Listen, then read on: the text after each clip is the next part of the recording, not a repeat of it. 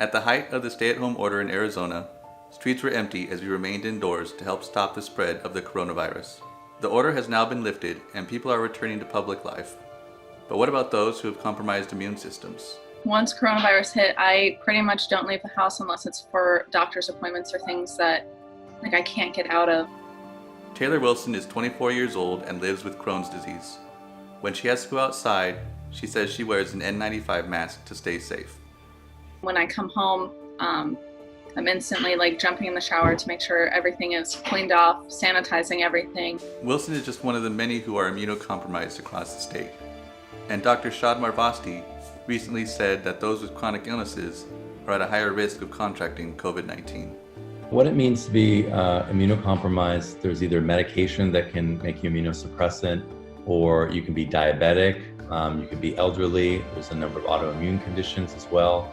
If you have a chronic illness or risk factor for chronic disease like high blood pressure, the better control you have over that disease, the more likely you are to be in a better position to survive a COVID-19 infection. I've been basically in quarantine since March 4th.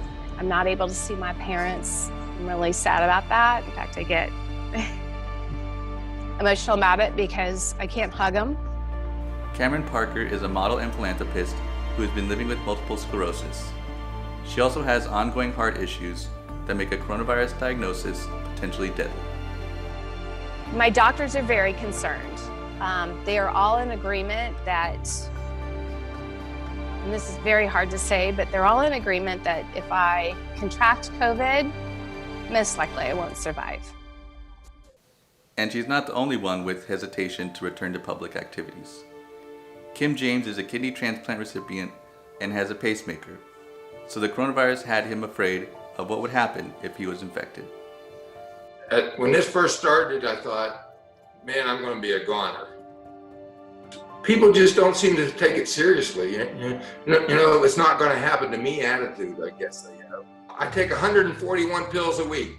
I'll hand you my pills and you take those pills, and then you see what I have to go through to stay alive.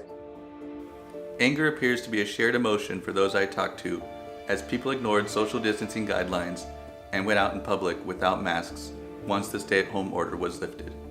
It just angers me that there's people like me who I'm young, I'm 24, of course I'd rather be out doing things, but I physically can't, and these people who are also young, they don't understand. It's not something that hits close to home to them, so they just go out and do whatever they want. Taking precautions doesn't hurt you, but not taking precautions will hurt other people. I don't know, I try to think about the future, and I just can't really imagine a time of not wearing a mask out in public anymore.